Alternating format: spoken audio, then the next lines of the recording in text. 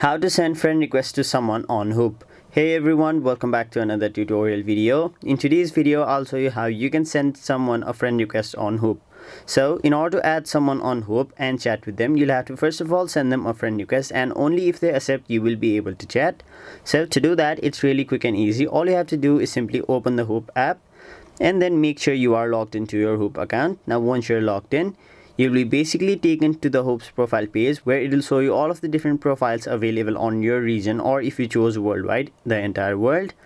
Now let's say you like this person and want to send them a friend request. Now what you'll have to do is simply tap on this plus icon right over here, and then it'll deduct some diamonds or some points, but you will have successfully sent them a friend request, and if they accept your friend request, you will be able to chat with them. So that is basically how you send friend request to someone on Hoop. That was it for this video. Hope this video was helpful to you guys, and if it was, make sure you like this video and subscribe to our channel so that you don't miss out on further videos such as these.